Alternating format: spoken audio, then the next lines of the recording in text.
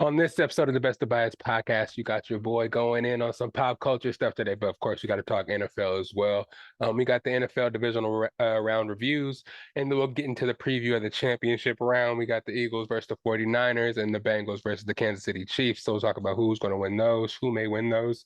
Then I'm going to get into the pop culture segment. I'm going to talk about a little bit about the Oscars, a little bit about the Half Moon Bay and Monterey Park shootings, sad details there. Also talk about Ben Simmons a little bit, some stuff going on with him. Drake had a concert at the Apollo. So a lot of stuff to talk about this episode. Pop culture is going to be going everywhere. But first, we're going to get through that NFL stuff, and then we'll get to the good stuff y'all want to hear about. We might even do a little Last of Us episode 2 review real quick. You know what I'm saying? You never know what's going to happen here on the Best of Bias podcast. To all the new listeners, welcome. All the old new listeners, welcome back. Happy Friday. And let's get right to it. It's the Best of Bias podcast. Yeah. It's the best of bias. You need the earful, you should try us. From pop culture to the movies to Unitas. It's the best of bias. The best of bias. Yeah, it's the best of bias. You are now listening to the Best of Bias podcast with Lydell Dinero and Hugo Twilight.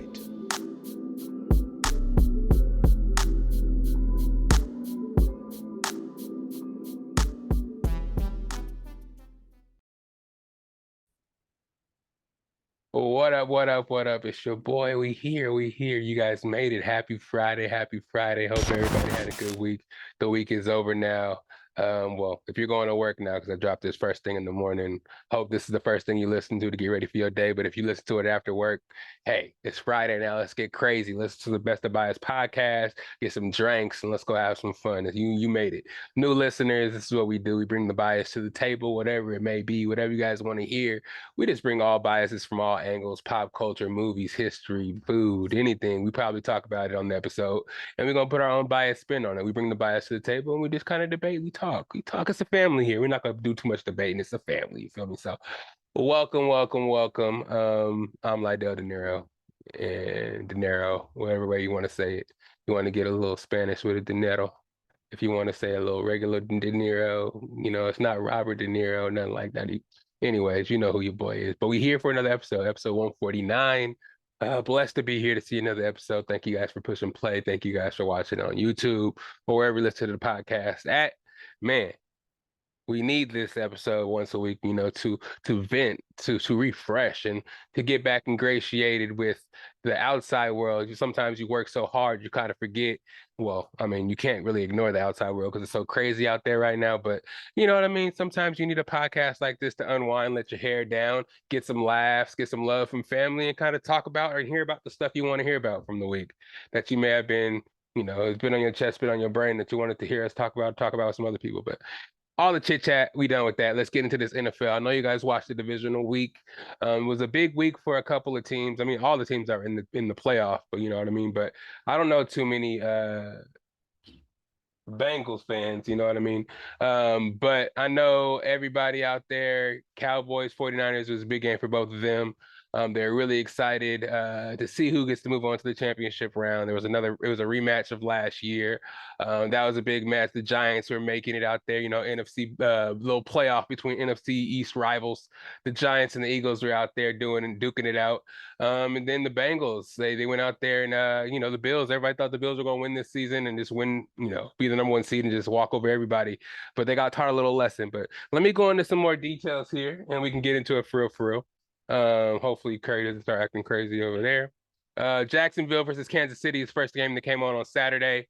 Trevor Lawrence, I mean, we thought he was going to pull a rabbit out of his hat like he did last week and come out here and do some things to Patrick Mahomes. But only thing they really ended up doing was injuring Patrick Mahomes for next week's game because they weren't able to beat him.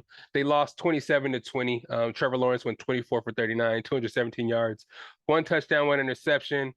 Travis Etienne, 10 carries, 62 yards, 3 catches, 18 yards. Zay Jones, 5 catches, 83 yards. Christian Kirk, 7 catches, 52 yards and a touchdown. Wasn't enough though. Patrick Mahomes was able to do his thing even with a hurt ankle. He went out for a while. Even when he went out, Chad Henne was able to come in and still run the offense. They marched 95 yards down the field. So it shows what a well-oiled machine Andy Reid is running down there. But like I said, Patrick Mahomes was able to come back. He probably got taped up, shot up with little painkillers at halftime, was able to come out there and play. 22 for 30, 195, 2 touchdowns. Not really like Patrick Mahomesian types of game, not 400, 500 yards and a whole bunch of touchdowns. And it was because he was hurt. So I don't know how it's going to affect the AFC Championship because he is going to play Joe Burrow and the Bengals, but I think he'll gut it up. 70% I think of Patrick Mahomes is enough to get through the Bengals, I want to say, because they lost to him last year. It's their 5th straight time in the AFC Championship game. They only won one Super Bowl, so it's time for them to go and try to win another one. Isaiah Pacheco, 7th-round running back, man, out here doing things. 12 carries, 95 yards. Travis Kelce doing his regular thing. 14 catches, 98 yards, 2 touchdowns. So they move on to play the winner of the Cincinnati Bengals and Buffalo game. And if you watch the game, you know who won, but I'll get into that in a second. New York played the number 1 seeded Philadelphia Eagles in Philadelphia. This game was pretty nuts. Everybody came into this game. Giants beating the Vikings the last week, the 3 seed. Everybody thought the Giants had that fight in their hearts and they could pull off another upset and beat the Eagles. Eagles had a week off. Jalen Hurts has been hurt with a shoulder injury, and nobody really knew what to expect with him coming back in the playoffs. He didn't play for like 3 weeks to end the season, so everybody kind of thought that he wouldn't be ready to show up, and his throwing wouldn't be the same because he has an injury to his throwing shoulder. But he was able to come out there and play. He went 16 for 24, 154 yards, 2 touchdowns, 9 carries, and 31 yards and a touchdown. Kenneth Gainwell and the running backs really did their thing in that game. Kenneth Gainwell, 12 carries, 112 yards, a touchdown. Miles Sanders, 17 carries, 90 yards. Devontae Smith actually did his thing as well. 6 catches, 61 yards, and a touchdown. Goddard, 5 catches, 58 yards, and a touchdown. So the Eagles came out and played like the well-oiled machine they were. I'm gonna use that a lot because that's what they were looking like before. Jalen Hurts took a little break and they weren't able to, have the system going with Gardner Minshew like they really wanted to. But once they got Hurts back, they ended up looking like the number 1 seed they were all season.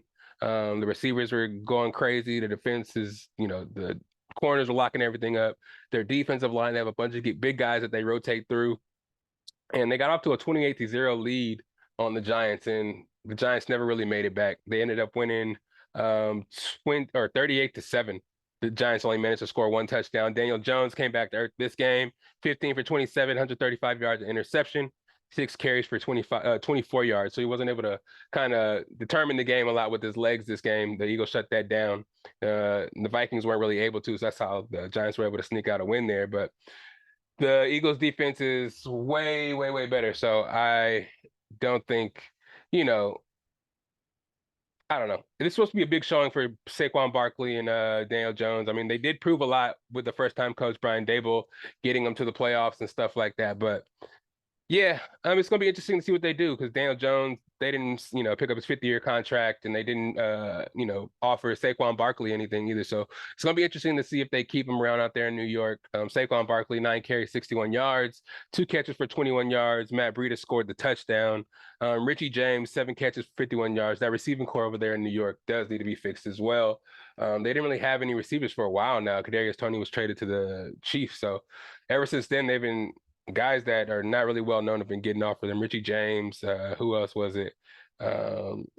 Slayton or whatever. It's a bunch of second tier receivers. So maybe in the draft they got Kayvon Thibodeau last year to shore up their pass rush, and their defense is looking pretty good. Maybe a DB is in their future, and also, man, maybe they can get them a receiver out there that's kind of reliable that won't get hurt. I mean, they spent a bunch of money on Galladay, but he didn't really turn out well. And like I said, Sterling Shepard's been hurt almost every year, all the time. Yeah, they don't really have nobody else. Alshon Robinson was supposed to be the guy. I think he got hurt. But anyways, moving on, Cincinnati and Buffalo. Cincinnati beat Buffalo 27-10. Joe Burrow went 25 for 36, 242 yards, 2 touchdowns, 6 carries for 31 yards. Joe Mixon, 20 carries for 105 yards, 1 touchdown. Jamar Chase, 5 catches for 61 yards and a touchdown. Hayden Hurst, 5 catches, 59 yards and a touchdown. So Cincinnati's offense was able to do whatever they wanted, really, and the Bills weren't able to stop anything. But once the Bills got on offense, they weren't able to do anything. You know what I mean? It's like a lot of the season they were doing good in the beginning of the season. I guess they were feeling themselves and they had a lighter schedule. And as kind of injuries kicked in with, like, with anyone, the offense kind of started to slow down. But as people started to get healthy and they had their full offense, especially in the playoffs, they didn't really show up. We just kind of saw Josh Allen doing a lot of scrambling, throwing it to nobody. Stephon Diggs really just disappeared. Gabe Davis was pretty much the primary receiver out there, and the running backs really couldn't do anything as well. Devin Singletary is oftentimes that Josh Allen was the number one rusher on the team. So they do have to fix the running back position. Hopefully everybody gets healthy, and next year they can get right and actually make some noise in the playoffs like they're expected to do every year. But at a certain point, man, they got to get over that hump, because every year it's a recycling of teams, and bad teams get good, the good teams get bad.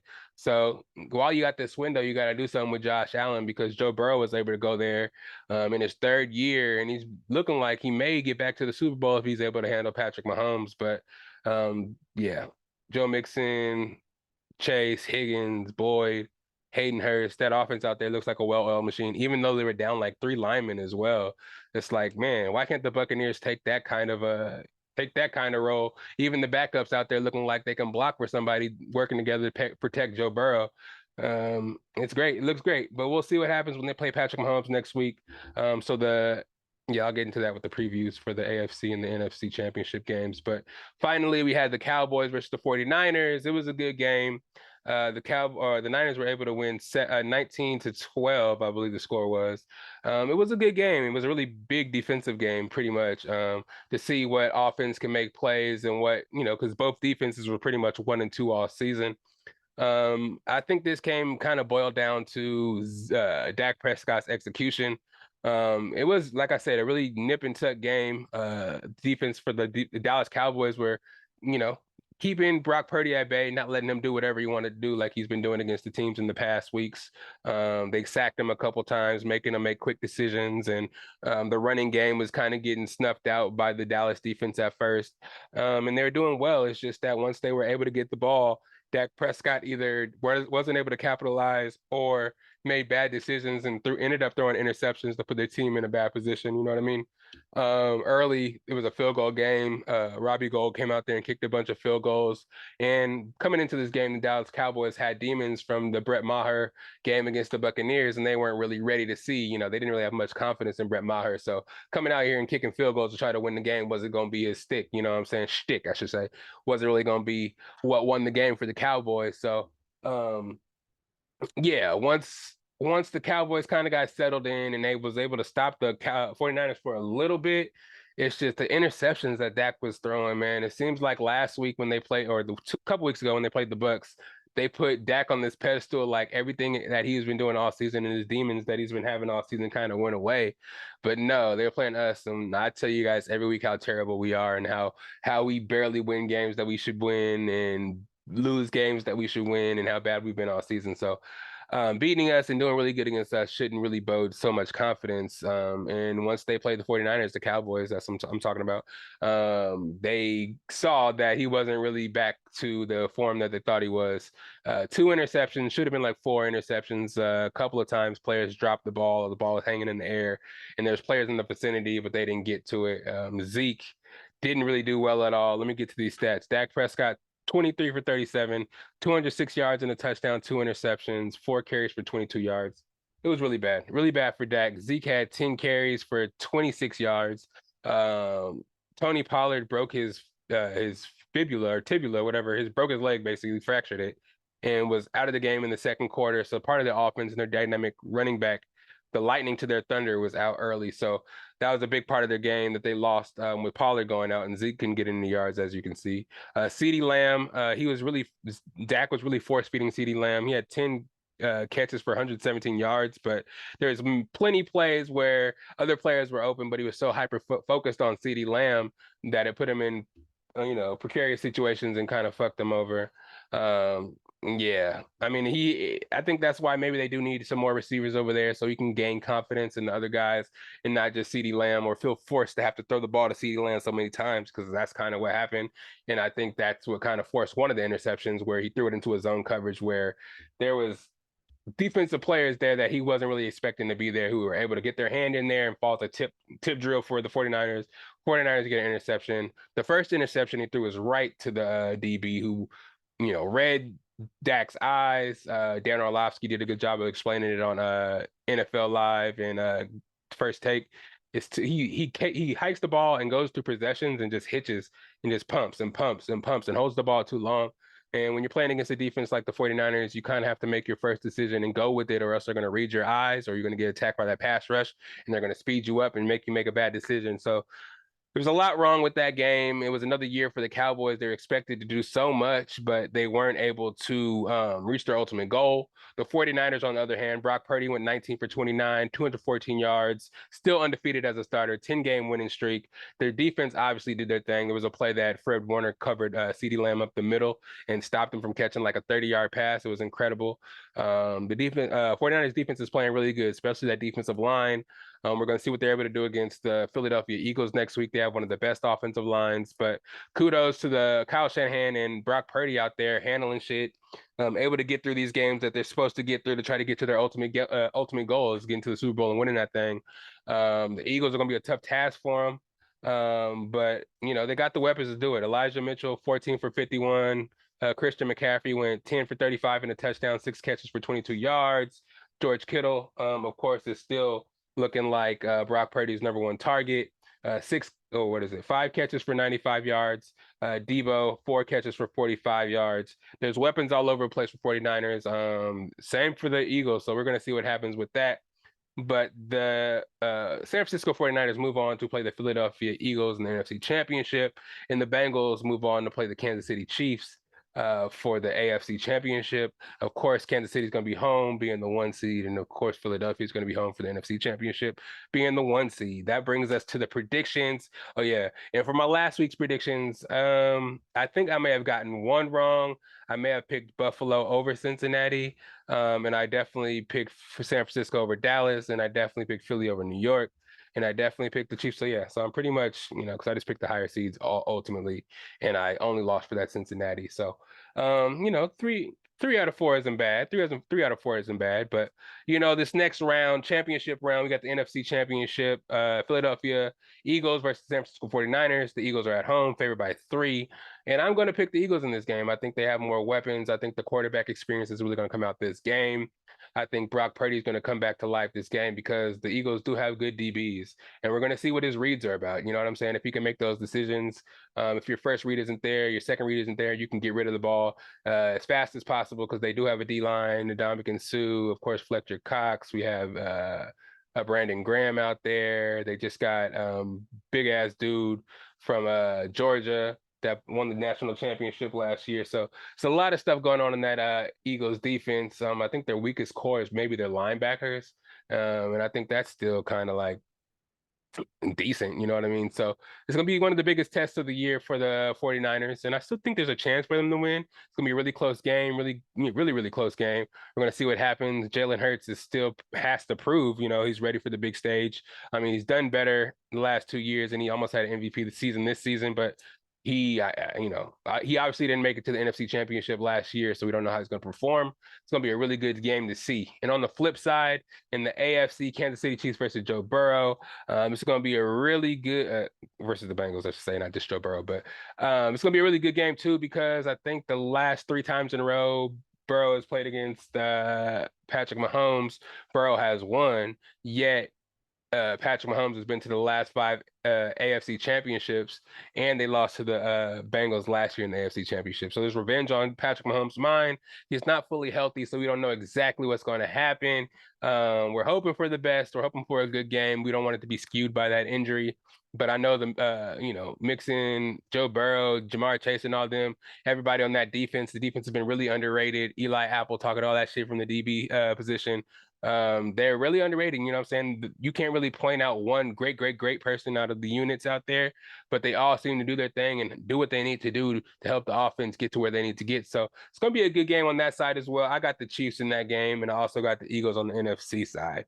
So the Chiefs are favored by 1 point against the Bengals, and the Eagles are favored by 3. So I got the Eagles and I got the Chiefs, man. Chiefs Eagles Super Bowl. That's what I predicted all along once the Buccaneers were decidedly trash a long time ago. So it's gonna be interesting to see. I know a lot of my friends out there ain't gonna like the prediction I'm making, are gonna be ready to rub it in my face if they do. The 49ers end up winning. But hey, that's what I'm here for. I'm just here to make some predictions and see what's gonna happen, man. Don't be mad at me. I'm just out here going with my gut. So if you bet and go with your gut, you know what I'm saying, and do what you need to do. And if your team is still in it, congratulations, man, because the playoffs, the whole season itself is really, really stressful. But once the playoffs come and you know it's one and done, each game just adds to another level of stress because, first round of the playoffs, if you lose, whatever. You make it to that second round, it's like, oh, shoot, this is a little deep. And we win that round too, you get to the NFC Championship, it's like we win one more game, we're in the Super Bowl. I mean, that's fairly obvious, but at the same time, it's like real. You know what I mean? If your team has been to the Super Bowl championship in the last couple of years, you know what I'm talking about. That feeling, that nervousness. You want that nervousness, but at the same time, it's like shit. I feel like I'm playing the game with how nervous and how bad my heart's beating right now. But yeah, it's gonna be some great championship games this week. Both on Sunday, I want to say. First game is the 49ers versus the Eagles at 12. And I'll just kind of assume the next game is going to be like at 3 o'clock, maybe not go that far into the nighttime and just round it off. And then we can watch some TV shows at nighttime. You know what I'm saying? But hope you guys enjoy the game. Find somewhere to watch it. If you guys are fans of these teams, man, definitely find somewhere to watch it. Watch with some loved ones and all that. It'll be amazing. Get you some good food and get ready for the Super Bowl. Rihanna's going to be at halftime. And shit, it's been a long season, and these players all deserve it. And you fans out there is the ones that are helping them get through it and get to it. You know what I'm saying? And hey, we did this thing, man. We did it every single week. I think it's 17, 18 weeks. Well, I mean, I think we out of the whole football season, we skipped 2 episodes where I didn't do a pod. So we reviewed every week. How do you guys feel about that? We did that thing. I be always trying to get sports in here. My sports fans, they love to hear it. My pop culture fans, I know you guys be waiting for me to get to the back end of it. But it's whatever, man. I know I gotta feed both fan bases. It's the family here. We try to get everything. It's the best of bias, so we bring it all to the table. New listeners, are you getting it yet? Are you getting it yet? We bring it all to the table, no matter what it is. But I don't want to go into basketball today because we did lose to the Bucks, even though Jokic and them didn't play Murray or MPJ. But the Nuggets are still a 1 seed out there in the West. You know what I'm saying? So I'm not going to talk too much shit or even get into it that much until maybe after the Super Bowl and maybe a little bit like I know All-Star break is coming up, and then after All-Star break is when everything starts to get real. So I'll go ahead and fill y'all in. We'll talk more basketball after the Super Bowl, but until then, we're gonna keep squeezing in these NFL topics, these predictions, and getting more and more pop culture for y'all because we got a bunch of pop culture. Let's start into some of that pop culture because I'm done with sports. Is anything sports y'all want to talk about? Shoot, I heard about that shit out there in Venezuela too, messing with my boy Ronald Acuna, man. He out there, let him do his bat flip. He's a young MLB star getting money. He out there, 4th inning, hit a home run. Let him bat flip. Let him celebrate, bruh. They out there trying to fight his family in the stands. And my boy just going ahead and he had to retire from his home team's league that he plays in the offseason just because y'all trying to threaten his family over a bat flip. I mean, I don't know if baseball, super tough. I don't know the hidden rules or the gentleman's rules of baseball, but I knew bat flips were hella braggadocious and people got mad about them, but not to try to fight Ronald Acuna. He should be the pride of your country right now, bro. He's the young gun out there for the Braves, just won the World Series. He wasn't necessarily playing when we won the World Series, but he was on the squad, and we're set up to win more. So why even hate on, bro, to make him want to disregard his country and shut down his Instagram and all that shit just because y'all want to be petty, man? Let him be young and let him be great. I'm gonna stay off that because I don't really know all the details. I just heard about that today. Let's not messing with my boy. Should we get into pop culture? We're going to go and do a little break real quick. I think we should keep going while these dogs is chilling over there. We can keep it going without no commercial break. But firstly, let's get into this pop culture, and I want to say a big rest in peace to all the victims of the Half Moon Bay and the Monterey Park shootings. I don't know what this world has come to or what causes people to go and have these mental breaks to go kill people. I mean, there's lots of ways to relieve stress. I mean, I recommend the kids, I mean, it's legal now. Smoke a little weed or something, medicate, whatever you use to medicate. Do something like that before you go decide to take a life. Because I know you may be having a bad day, somebody may be having a bad day, but you shouldn't go and just change a bunch of lives, take life, a life at that, so nonchalantly. It's just a weird situation. Let me just get into some of the details here. I know some may not want to hear it, but I do have to get somber. Um, Half Moon Bay, a 67-year-old man goes and I think there's 11 victims total, 7 killed at a greenhouse. Firstly, I don't know what it was all about, but they're saying it's some kind of in-work kind of revenge kind of situation. That gives it no excuse to go to your workplace and start shooting people. But that's what they're kind of calling it, that he was probably working there at one of the greenhouses and he had some kind of vendetta against the people that worked there and came there and just opened fire. 67-year-old Asian man. Majority of the workers were Asian. There was some Hispanic workers working there as well. It just kind of just makes me ponder why. What makes, especially these guys being that old, um, and even if you were mad at your company or the place that you worked, why take it out on the workers like they are the people that are holding you down? I mean, if you're getting bullied at work, that's one thing. They probably have to look at that at the workplace for like bullying and stuff like that. But at the same time, you shouldn't take a life in revenge for bullying. That's that you should be protected at your job if it was some kind of work situation. But it's just wild. These mass shootings just keep happening throughout the country, throughout the years. And again, it's just becoming very, very numbing to the communities out there. And it's just again and again and again. And to make it even worse, um, I think it was not even 48 hours later, we hear about this Monterey Park shooting. Uh, 20 people shot, 10 killed. 72-year-old shooter. Um, it's nuts. It's nuts. I even saw a video. Um, yeah, it was an old man, 72 years old, comes into this place where I seen it at least. I don't know exactly what kind of place it was this time, but it was another place, majority Asian people. He comes in with a Uzi with a huge silencer on it and just starts letting off bullets into people. We do see this young man, Brandon Say, I want to say. Hopefully, I'm saying his name right. Brandon Say was able to jump on the shooter and take the gun from him and stop him from killing more people. But this guy went to multiple places and just started letting off and just shooting people with this semi-automatic Uzi with the silencer on and just killing people. And it's just crazy for me to see two older Asian people 2 days apart. It just seems like they were activated to do something. It could be some stupid ass conspiracy theory that's just popping in my head right now. But it's just like, why? Why 2 days apart? Just the start of the start of the Lunar New Year. So I don't know if it's like, Asian motivated. These people are going out and just shooting their own people for some reason, or if they're activated by some other people that are just out there causing trouble and just, I don't know. I don't want to get too far into the conspiracy bag because people were actually, lives were actually lost, and this isn't a game or anything like that. So we're still going to sit here and wonder why it happened. I just want to give my condolences to all the families out there and just everybody out there. Stay safe because shit is going down. People don't care where they are, hospitals, schools, events, parks. If people are just letting out their frustration on people sitting at a stoplight, people go 90 miles per hour through a stoplight, can't even walk down the street. It's just, there's crazy people in the world. Mental health is real. You know what I'm saying? So back in the days, I haven't really been as big of an advocate as I am now of people's mental health. You know what I'm saying? Me personally, I always like to give everybody a smile and, try to brighten people's day. I'm doing the podcast to try to, enlighten people and give people a release from the real world sometimes. I know I have to report on some of this crazy shit and it brings you back to, back to the surface level and back to the reality that the world is crazy out there. But I hope and pray every day that shit changes and people kind of come to the realization that stuff does need to change. I know we have all these old ways of thinking with gun control and the shit that needs to happen for gun control, and this shit is so isolated, doesn't happen often. But what we're seeing happens a lot more often than it needs to. And it doesn't take 7, 8, 9, 10, 13 mass shootings for us to realize that something needs to change and we're doing something wrong. You know what I mean? The race of the person that gets killed shouldn't matter.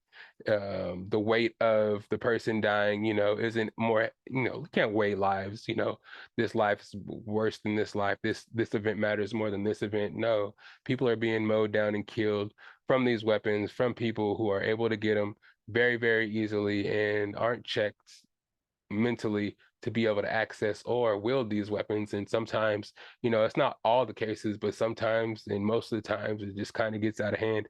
And we see this shit in the media and it just keeps happening. And, sometimes you can think if you show it on TV, maybe the shit will stop. But at the same time, you are breeding other people that have this kind of sick way of thinking that come and try to be copycat people and do it again because they see the notoriety they get from doing it. Maybe I'm a idiot for posting. That's why I'm not even. That's why usually when I do these stories and kind of tell about these shooters, I don't like to put the names out there of the shooters. You guys can do your research and find that shit out yourself. But I don't want to glorify these people or give them any fame or any of these people to go out and try to kind of emulate what this guy or these people were doing.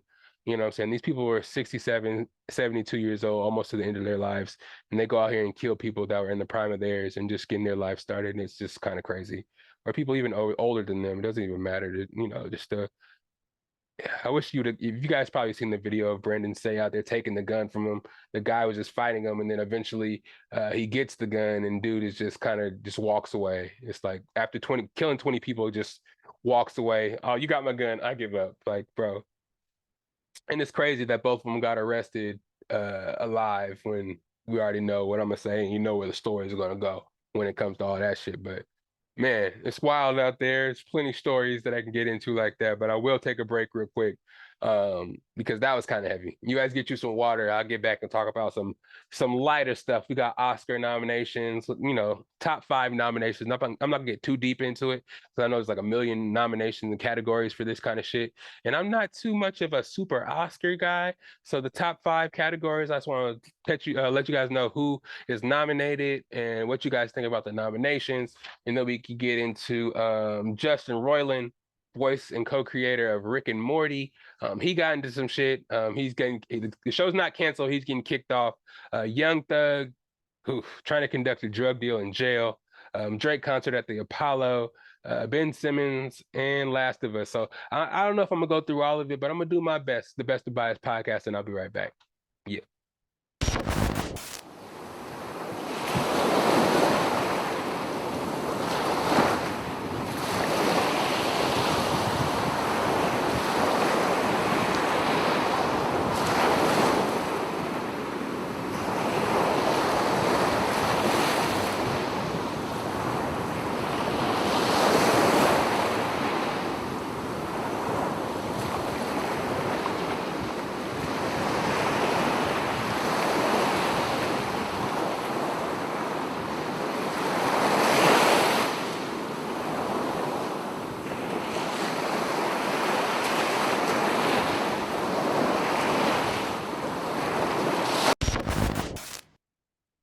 And we back. It's the Best of Bias podcast. Best of Bias. You need the ear full. You should try us. From pop culture to the movie to unite us. I was holding the mic out for all those who are on audio and not the video. I was holding the mic so you can finish the rest. So finish it. No, I'm just playing. We back though. Like I said, we're gonna talk a little bit about the Oscars real quick before we get into the nitty gritty. You know what I'm saying? Oscars are March 12th, and some of the nominations came out. So I wanted to go over pretty much the top 5 categories for y'all and tell you who's nominated. See if you guys agree. See if there are some snubbed people and see who you guys think will win. I mean, I'm not gonna have anybody else's opinion, but I'm gonna pause for a little bit, let y'all ponder, and you go ahead and pick some of these movies I haven't even seen. But I just thought since we do review movies on this podcast, we do review shows on this podcast. Well, let's just talk about some of these categories. And this is for you, Paul. I know you was kind of you was the Oscar head out there, Golden Globes head. So let's see what we got here. You know what I'm saying? Starting with the Best Picture. I don't know why there's so many goddamn movies nominated for Best Picture, but there's 10 movies. So number one, we got All Quiet on the Western Front. Haven't seen that, but it must be good. Avatar: The Way of the Water. That's Avatar 2. I have seen that, and it's interesting to me how this makes it so early, so quickly onto the Best Picture when it just came out. And there's a bunch of movies that aren't on here that came out within the span of what should be here for Best Picture. Anyways, three, we have The Banshees of Inisherin. I don't even know what that is. Elvis, number four. Let's see. Everything, Everywhere, All at Once. I will say I did see this movie, but I was confused, and I'm not gonna lie, I was kind of falling asleep, so I may be a little more confused and should watch it again because this shit is all over the nominations. So maybe I should check it out. Ant, you did say it was good. Me and Damo checked it out. I was falling asleep. I'm not going to say there wasn't any kind of like greenery involved. But hey, maybe I'll check it out again because shit, it is nominated for hella shit. It is nominated for Best Picture. So yeah, the next one we got The Fablemans. Never seen that. Seven, we got Far. Next, we got Top Gun Maverick. I should see that. I haven't actually. I started watching the first Top Gun. I'm not gonna lie to you. I haven't really seen Top Gun. It was way too 80s for me, and I really didn't understand what was going on. It wasn't really too complicated of a plot. It's just that I wasn't really fully focused on it, and I couldn't really get into it. But people are saying number two is really good. And I mean, I really don't have to know too much about the first one to actually watch it. So I may just give this movie a watch too before the Oscars come out, so I can kind of judge if they actually end up winning. Um, Triangle of Sadness, haven't seen that. And then lastly, Women Talking. So yeah, one of those is going to win for Best Picture. I've seen Avatar: The Way of the Water. I haven't seen Elvis. I have access to watching that, so I should. People are saying that's good too. Everything All at Once. I should watch that. Top Gun Maverick. I will watch that. I should watch them all to give them all a fair chance. But yeah, I don't even know who's going to win in that because a lot of these I haven't seen. I've been hearing a lot of stuff and how it did at the box office. Either Top Gun or Avatar should win if we're going to talk about just sales. But yeah, good luck to all the contestants for Best Picture. But Best Director, we have Martin Donna, Donna McDonough, Martin McDonough for The Banshees of Ernstein. We talked about that. We also have Daniel Kwan and Daniel Scheinert for Everything, Everywhere, All at Once. Steven Spielberg for The Fablemans. Todd Field for Tar, excuse me. Ruben Östlund for Triangle of Sadness. So shit, I guess these movies are hella good. So I didn't know Steven Spielberg was involved with The Fablemans. So maybe I have to watch the trailer for that, and I can get into that too. Sheesh. There's some shit out here. I ain't trying to watch 17 hours of movies though. So you know what I'm saying. But one of them is gonna win. Let's see who. Well, I don't know who y'all think is gonna win. I don't know if y'all seen these movies, but who y'all think is gonna win? Best lead actor. We got Austin Butler for Elvis. We got Colin Farrell for The Banshees of Inisherin. Then we have Brandon Fraser for The Whale. I fuck with Brandon Fraser, and I haven't seen The Whale, so I probably should watch that too. Is it on Apple TV? I don't know where that shit is, but I'll try to find that too. I should be watching. Man, I'm not doing y'all any justice because I ain't seen none of this shit, but maybe you guys have. Todd Field in Tar. Sorry, I'm stupid. I went back to the old one. Paul Mescal in After Sun, and Bill Nighy in Living. So again, Austin Butler for Elvis, Colin Farrell for The Banshees of Inisherin, Brandon Fraser for The Whale, Paul Mescal for After Sun, and Bill Nighy for Living. Everything I'm hearing is probably gonna be Austin Butler for Elvis because everybody said he became Elvis after playing him in that movie. So what else we got?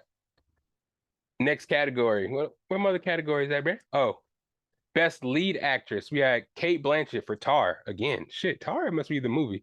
Anna de Armas for Blonde. We have Andrea Riseborough for To Leslie. We have Michelle Williams for The Fablemans. And then we have Michelle Yeoh for Everything All at Once for Best Lead Actress. Good luck, ladies. Michelle Yeoh is the first Asian American woman nominated since 1938. So to see her win would be pretty dope. And the movie seemed to be pretty good. So maybe that's what's going to happen. Best Supporting Actor, we have Brendan Gleeson in The Banshees of Inisherin. Then we have Brian Tyree Henry for Causeway. Then we have Judd Hirsch for The Fablemans. Sorry, Judge Hirsch. And then we have fuck these names. Barry Keoghan for The Banshee of Inisherin. Sorry, guys, if I'm butchering your names, but I never thought it would be this hard. Barry Keoghan for The Banshees of Inisherin. Then we have Ke Huy Quan for Everything All at Once. Everything, Everywhere, All at Once. Best Supporting Actors. Let me go over these names again because I don't think I fucked y'all the right way. Check me out. Brandon Gleeson, The Banshees of Inisherin. Brian Tyree Henry, Causeway. Judd Hirsch, The Fablemans. Barry Cohen Keegan, The Banshees of Inisherin. Damn, two dudes in the same movie. That should be some pressure right there. Ki Hun Kwai, Everything Everywhere All at Once. Best Supporting Actor. Boom. Good luck, all you fellas. Best Supporting Actress. I'm biased in this one. Angela Bassett, Black Panther, winning. She better win. Hong Chow, The Whale.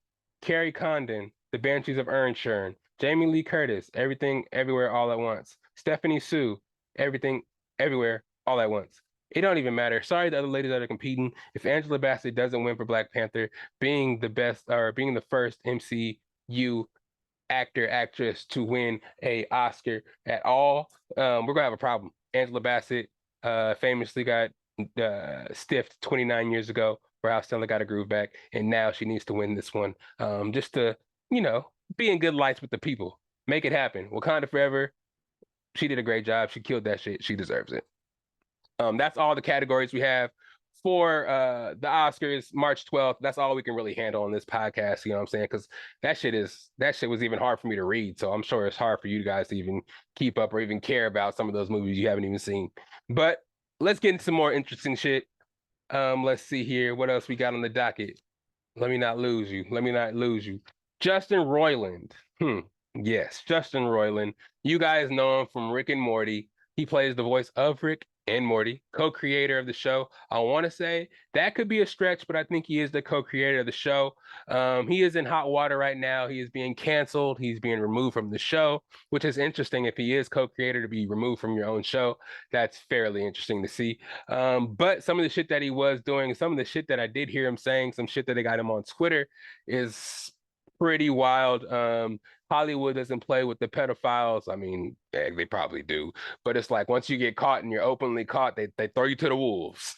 Yeah. So this man got caught in some convos with some young. Well, I don't know if it's multiple young ladies, but I'm sure the way he was talking comfortably to this little girl, that he actually probably talks to many little girls that way. So I think it was either a 16, 17-year-old he was having inappropriate text message conversations with back in 2015, and the girl actually released the messages, and it just showed Justin Roiland for the creep that he actually is, kind of just saying weird ass shit to this little girl about how the government should follow her around because she's too hot to be walking around alone, and she's jailbait, and saying how sexy she was, and just calling her inappropriate things, calling her a bitch. Like he tried to make it seem like he was playing, and the girl kind of flirted back, but either way, it's very inappropriate with the girl being underage, and the shit that he was continuing to say to this girl. And the conversations did get leaked on some pictures. I don't know if they came out recently or these came out back in the day and people are just surfacing it now.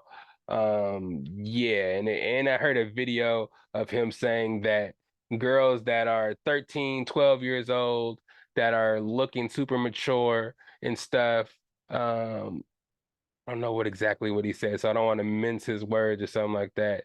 Or it should be illegal something, because back in the days when they were 13 and developed like that, they were getting pregnant and having kids because they were, picked as the good of the litter. I'm kind of going too far with saying that part, but he was trying to kind of justify looking at 13-year-olds if they're developed, because that's how it was back in the day. And on top of the kind of messages that he got caught with saying back in the, with that 15, 16-year-old, just inappropriately saying a whole bunch of shit about how hot she was, and talking about sex, and how talking about kind of hinting that the conversations were inappropriate, and he just continued to go. And it's just kind of wild because, I mean, he does do a lot of work in the animation comedy kind of world.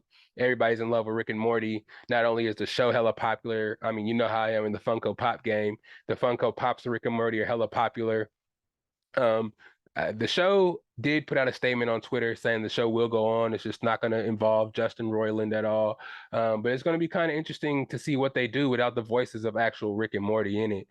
They did have a show, something else on Netflix that was similar to Rick and Morty, which I think was heavily involved with him as well. It's going to be interesting to see what they do with it now, it was gaining traction. Both of them, of course, season 7 of Rick and Morty was about to come out. The popularity of Rick and Morty never really died. The comedy now just seems a lot more inappropriate. There was a lot of like pedophile and rapey jokes in the show. And now just kind of seeing the stuff that he was talking about and kind of seeing the lifestyle that he does live, it kind of does put it into perspective. Like he was just kind of living out his fantasies through the cartoon. It's kind of wild. I don't know what causes these famous people to kind of go the route of being pedophiles. I know you're rich and famous, you can get somebody your age. Sure, you're able to do that, but I guess I don't know. I can't get into the mind of these pedophiles. I wouldn't even want to. But this fool made a mistake. He fucked up his bag big time. Because Rick and Morty, they just gonna take your shit and just keep on going without you, bro. It's sad to see, sad to hear. Because me personally, I did like the show. I know a lot of people that were really into the show. And shoot, again, mental health. This is somebody's release to go to Rick and Morty and just laugh and just get something to go and smile to end their day. You know what I'm saying? They kind of looked up to these people, and for them to make these terrible choices, man, it just ruins it for the kids. Because the kids, like, even though they're not supposed to watch the show, they did find interest in it, and to know that their favorite characters are, the person that played their favorite character was doing crazy shit and is no longer going to be in the show. It's kind of wild. It's going to be wild to see. Also, let's move on from that. Justin Roiland, shout out to Rick and Morty. Not shout out to him because he's creepy, but hopefully they figure it out and they're able to keep it going. Just for the culture, man, because Rick and Morty does have a big place in our, the Family Guys, American Dads of the world, Rick and Morty, Futurama, all Simpsons, of course, I can't leave them out. It's just that South Park, that lane in comedy, the raunchy kind of cartoon comedy. We love it. And, we kind of expect our creators to be regular people, but sometimes when you take shit to places that they take it, it does take crazy ass people, weird ass psychotic people in the mind to kind of like, print this shit out and keeping it doing it for like not 30 episodes, that's excessive, maybe like 10, 15 episodes for 7 seasons. It takes a lot, but that's no excuse for pedophilia. But hopefully they can find somebody else to take his place and keep the cartoon going is all I'm saying. Next, we got Young Thug in jail conducting a drug deal and getting caught.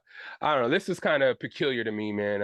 I haven't really spoken on this case a lot because, YSL, Gunna, Young Thug are some of my favorite artists in hip hop right now. Some may not like them as much, but I do really like them. You know what I'm saying? And I didn't really want to report on anything, especially with the Gunna snitching situation.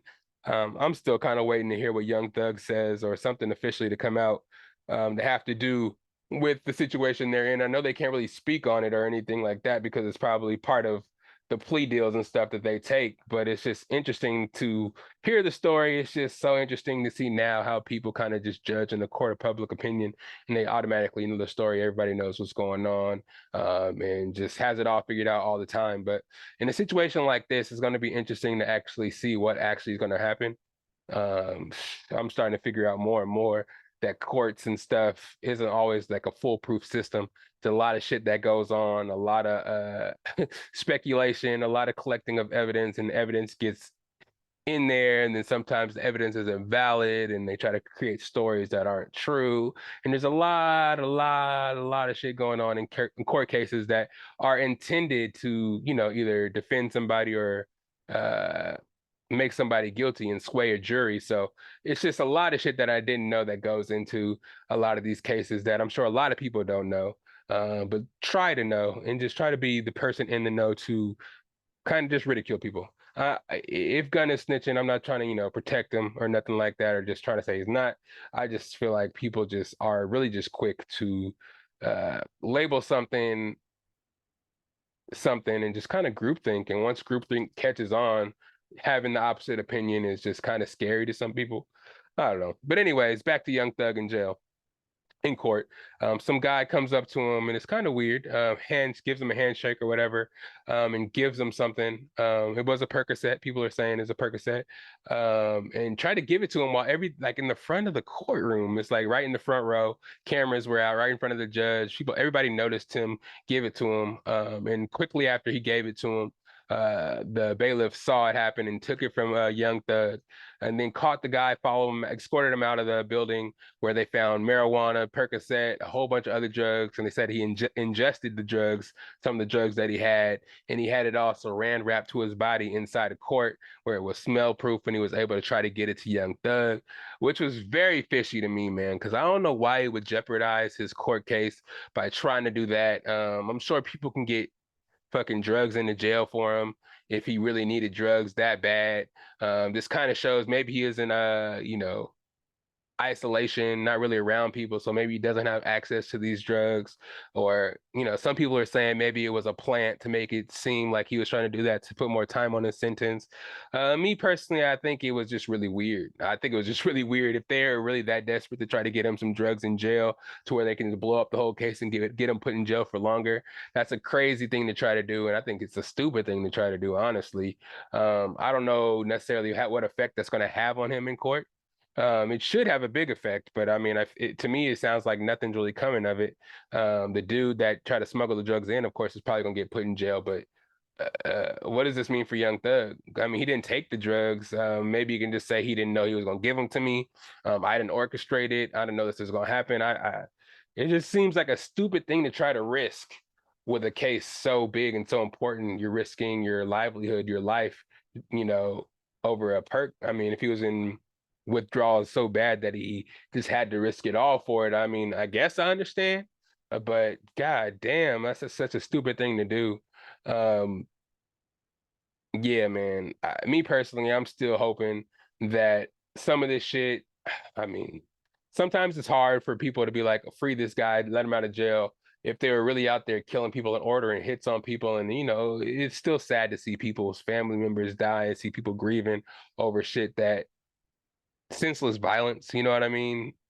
And at the same time, I kind of want to separate the artist from it and be like, free him because he makes great music, and out of jail, that his music will still be great. And we can keep this run of great music going. That seems pretty selfish as well, but I still want to pray for both sides and just hope that, Atlanta sees some peace and some of the crime does go down, but at the same time, free Young Thug, free YSL, free Yak Gotti, all them, so they can, maybe they learn their lessons from sitting down for so long. You can put them on some kind of probation, and they can go back to making music. Just freaking watch them, make sure they don't do shit, and just let them make music because they got enough money to where they can just go back to making music. Put on sponsored clothes, and they can just make money again. So I know sitting in jail is just making you lose money. And maybe you do have money enough outside of jail to take care of everything from when you're out. But it's like, shit, man, we got to make better decisions to do better things. Legal money. Once you become a rapper, we leave the street shit. You're supposed to leave the street shit alone, so you're able to make clean money and not be under investigation. But I mean, if it was that easy, I guess everybody would know that and just stay on the straight and narrow. But fuck, man, it's hard out here sometimes. Sometimes you need to have a perk. Sometimes it goes down like that. But man, again, freaking sometimes you win some, you lose some. But I just hope that this can come to a peaceful resolution. And maybe a lot of the stuff that they're being accused of isn't true. And we can just go about our business and do some music. Because it's all about the music in the long run. Because hip hop right now is taking a hit, man. I just seen that Ice Spice's new EP was graded on Pitchfork the same as Kendrick Lamar's Mr. Morale and the Big Steppers coming out, the same grade as a piece of work, which makes no sense. If you check my Instagram today, there's a list of albums that were put up against Ice Spice's like 5-song EP, which every song sounded the same. They put it up against a whole bunch of albums that came up this year, and it came out graded higher than them on Pitchfork. So just from some of that I saw, so they graded Ice Spice's song album as a 6.7 on a scale. I would assume it's from 1 to 10. They put Mr. Morale when it came out 6.7. Just for introspective, just the review right now, they put Future's album, gave it a 6. They gave Kanye's album like a 5.7. They gave Her Loss like a 6 as well. They gave who else was up against that album that just should not have even been against the album. It was just I don't know if they're just trying to push a narrative and try to get that article clicked on a lot.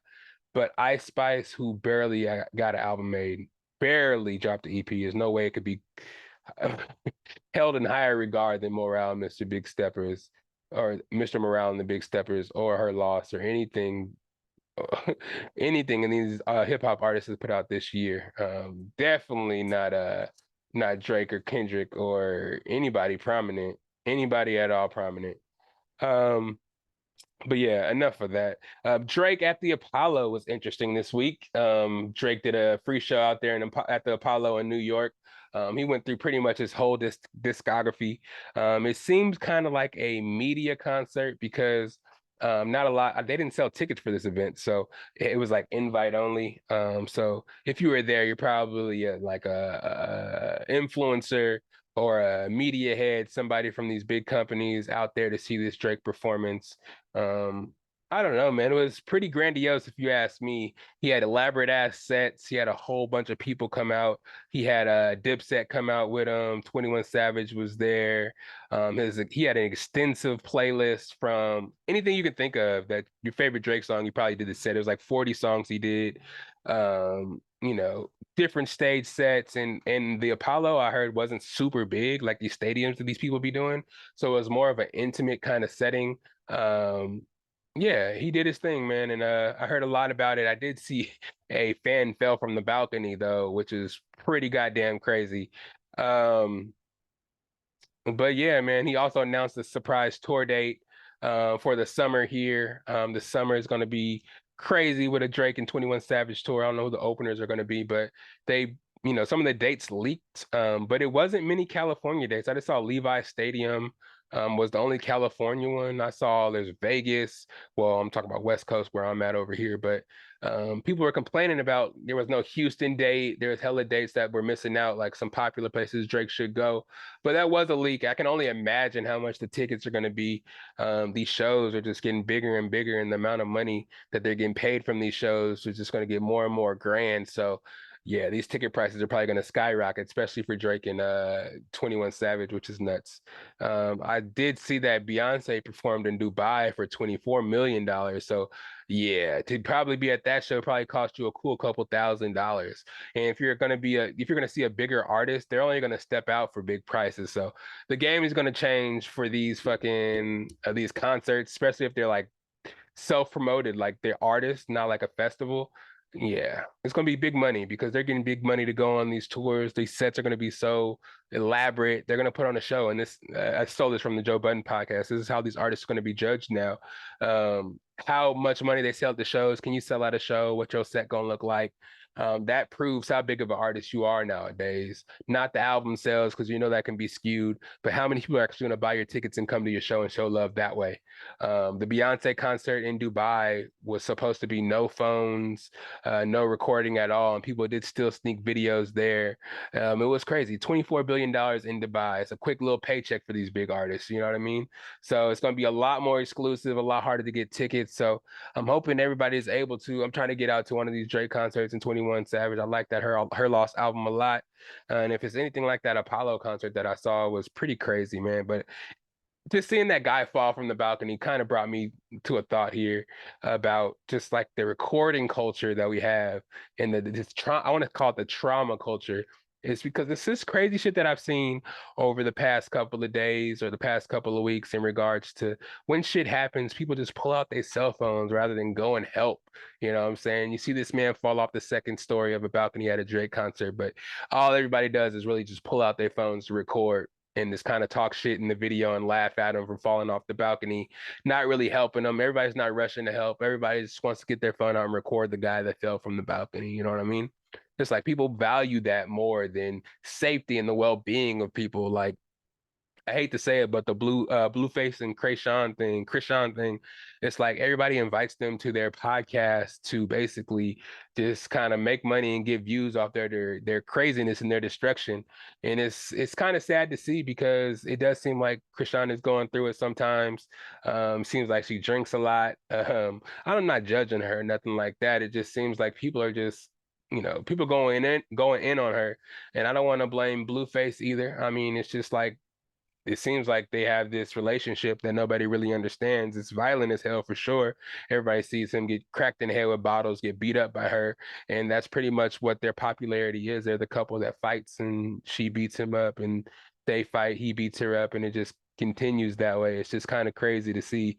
Um, and people love that shit. I mean, again, these people are famous for that shit. So it's wild to me. And the fact that also she's pregnant now, supposedly, and he's not even claiming the baby, saying that she slept with like 10 other dudes between the time they were together and the time she got pregnant. So it can be anybody's baby. So adding that drama to the insecurity it seems that she already has whenever Blueface is doing something or paying attention to somebody else or not super in tune with her or super into her. Like I just watched that No Jumper video where she was all in his face, hella mad at him. I don't know if she had some alcohol or anything like that, but she was all mad at him for answering intimate questions about them in the interview. And he's like, yeah, this is what they have us here for. You know, they don't want to know about our good days. They want to know about the crazy shit that goes on and the feelings we have behind why we do this shit. Because, but she was just going off and was like, yeah, nah, we're not going to speak on that, kind of going crazy. They actually had to escort her out of the building and she was grabbing shit, trying to break TVs and shit. And then ultimately,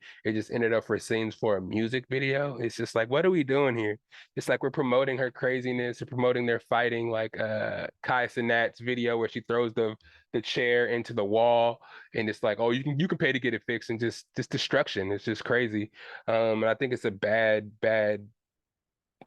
a bad way to gain notoriety. It's just shit that people do now. It's just like, okay, we're gonna do the craziest, weirdest shit, the most violent shit just to try to get views. And that rubs off on our youth. Again, there's a video I saw. This little boy, I don't know what this little boy was doing. This little white boy, doesn't matter the race really, but it does when it comes to being super privileged and feeling like you could do what you want to do. This little boy was in the face of this older white man, invading his path, going chest to chest with him, pushing him over something crazy, something that, the little boy was trying to do, and the older man didn't agree with it. And then it got to a point where the younger kid just started punching on the older man, just punching him and punching him and punching him until a point where the older man snapped and just grabbed the little kid and threw him on the ground. The kid started crying. And then after that, he started playing victim and just kind of felt like, oh, this older man put his hands on me. It's like, when is going too far? This man was just sitting there trying to walk past the kid. He was going chest to chest with him, pushing him. He was trying to get on his phone and talk. He kept gesturing at the older man like he was going to hit him, started cussing at him, cussing at his wife, calling him a bitch, calling him this, calling him that. And it's like, at what point are we gonna like teach these kids that violence and aggression isn't the answer? You know what I mean? It's just really rubbing off on him. And then once he started hitting the older man, trying to punch him in the face and just thought there was gonna be no kind of consequences for that, that is what kind of gets kind of crazy, man. It's just kind of getting kind of shocking. And for the fact that there was somebody recording this and not trying to get between these two people before it got to the level it got to where the older man had to push the kid on the ground to get him to leave him alone is nuts. Why are you sitting here recording what's happening? Intervene. Like, we don't need to see what happens. This should have never been online. You should have just diffused this before it happens. That's my old man's spill on that. I shouldn't have been talking about it too much anyways. But lastly here, let me turn on my camera. I got to turn on my camera for this one. This is an interesting topic. I broached this topic on my Instagram. This is on my story. And I just want to know what you guys think. So, yeah, I put it on my Instagram. Ben Simmons, you know who Ben Simmons is, a basketball player, played for the Philadelphia Eagles. Philadelphia Eagles. You know who Ben Simmons is. He played for the Philadelphia 76ers. They ended up getting traded to the Brooklyn Nets. But man, you know more so about Ben Simmons, the cameras, I'm sorry. You know more so about Ben Simmons and his dating life than you do actually his basketball prowess, honestly. You know, he's dating Kendall Jenner. Recently, you heard about this Megan Thee Stallion thing.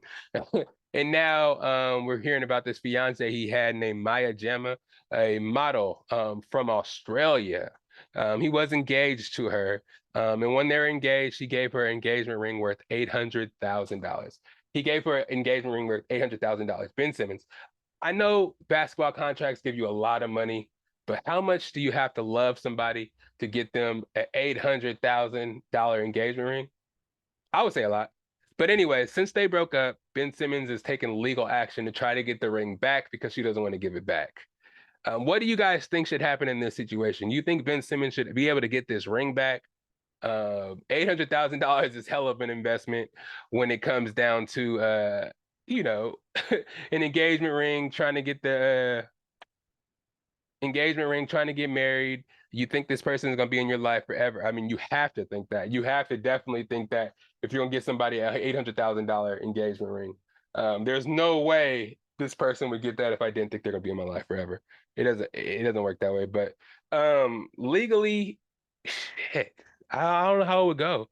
Because I heard in California and a lot of the states in the US that if you give somebody an engagement ring, it's considered a gift. So you can't necessarily take the ring back, but $800,000 should warrant some kind of like, hey, you pay me half of that, and I pay the other half, and you can keep it. Or do you let her keep the whole $800,000 ring? What would you do? I don't know.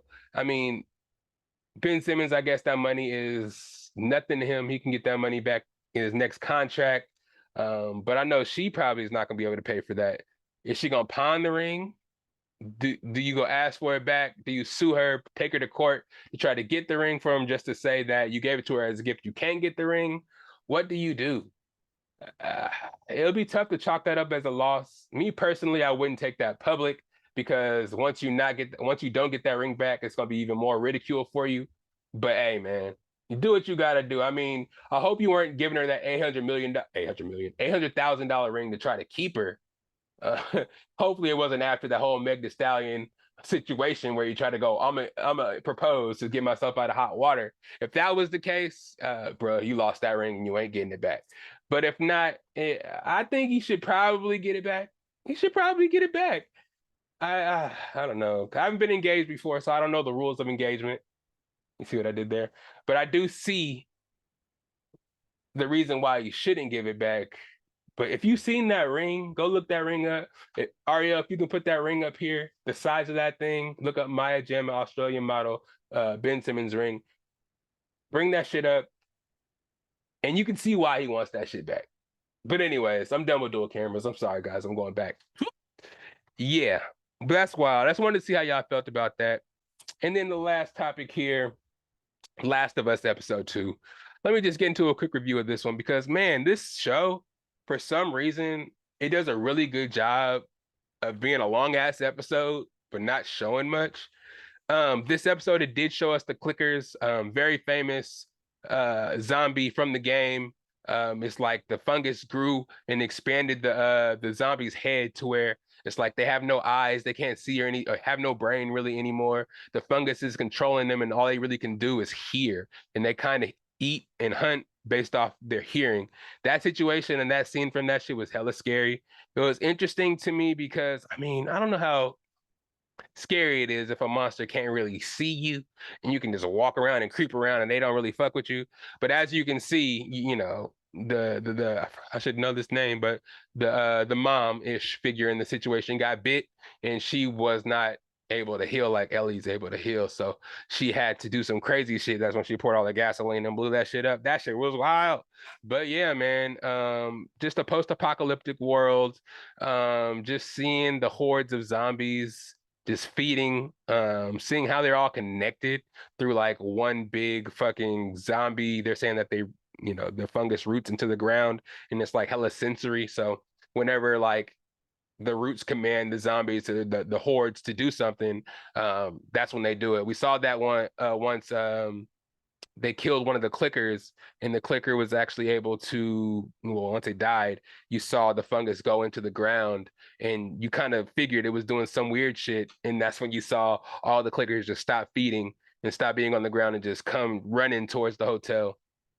I watched some reviews on the episode as well, some YouTube videos, and that showed that the hotel and what they were doing, the mission and shit they were doing in the show for this episode was really, really close to the game, all the way down to the whole scene in the hotel where she blows everything up. She starts to realize that Ellie is a cure, and that she is telling the truth because Pablo Pascual's character is not really believing that there is anything special about Ellie. That's have them out there going on a wild goose chase and they should go home. But then I think it's after she gets bit, they both could get bit, and you see Ellie's scar from where she gets bit. It heals and it kind of coagulates and stays there, as opposed to when she got bit on her neck. When she finally shows Pablo her neck, and it's kind of spreading, and she's starting to change and get the shakes and stuff. Um, she starts to realize that Ellie is the cure. It's in her blood. I just hope they don't have to try to kill Ellie to get that cure, because if that's how it goes, that's gonna be hella sad to see. But it's dope, man. I like where it's going. Again, I would like a lot more action to actually happen before, I mean, they were scaling buildings. We did see that scene where there was something in the water and went across the piano. And then once they actually got in the water, nothing really popped out. So maybe it was just foreshadowing for the clickers or whatever. But I think I need more action, man.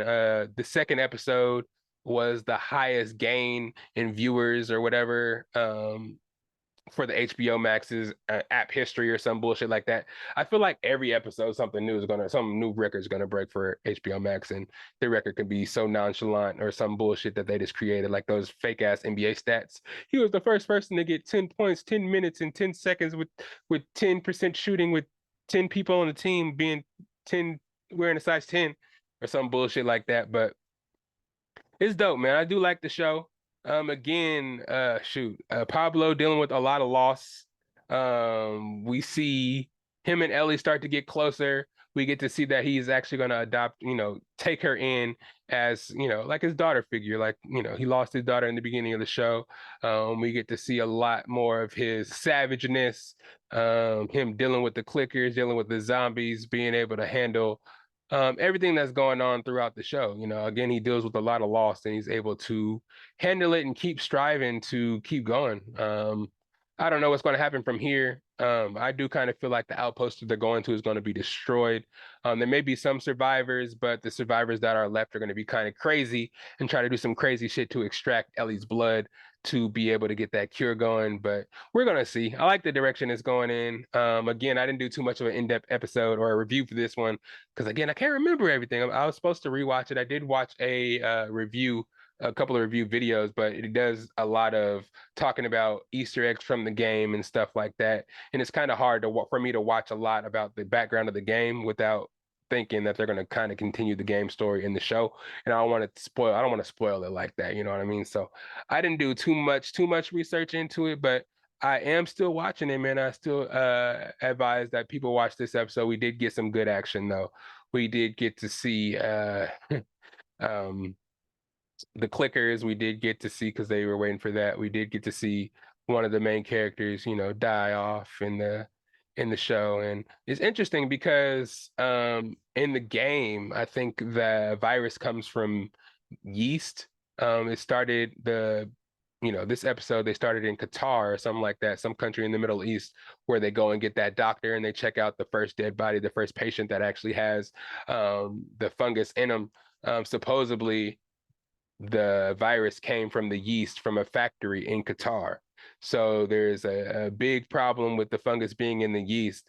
And we noticed that in the first episode, when throughout the episode, especially with the old lady, she was being fed a whole bunch of yeast products, biscuits. The lady was there making cookies and shit like that.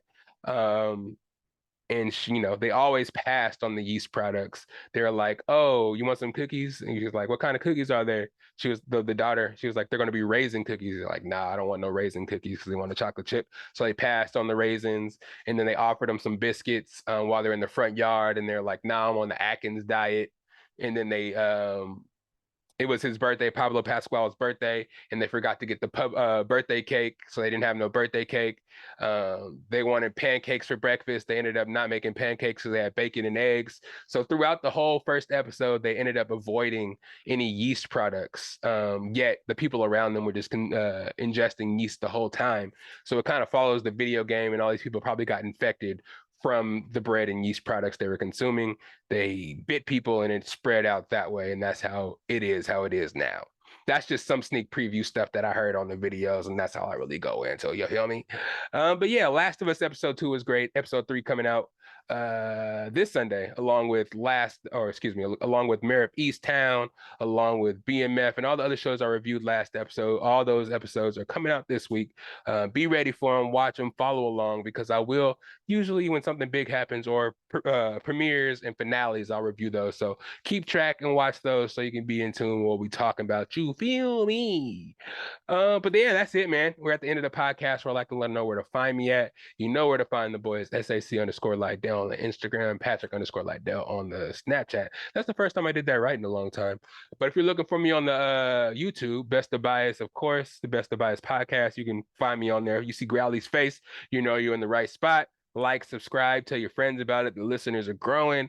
Trying to get to 100 by this summer. You know what I'm saying? So let's keep liking, keep subscribing. We have 66 right now. We halfway there. Videos keep coming. Thank you AKA for making these videos so lovely, so great. The people are loving them. They're watching them. You know what I'm saying? Every year it's gonna keep elevating, man, and just keep trying to get more views and just keep our strategies up. And we want to hear from you guys, and we want to grow the team as well. You know what I'm saying? If you want to be a part of the Best of Bias podcast, if you have any talent, artists, co-hosts, producers, anybody want to be involved in the podcast, any capacity, hit me up. We're trying to grow the family to get more of a reach and more of a, just more versatile, because we're trying to grow a lot of shit under this Best of Bias media. We have, it's not just a podcast. We got merch. You guys know all about the merch. Hats, dad hats, truckers, beanies, bucket hats. We got them all. We got t-shirts too.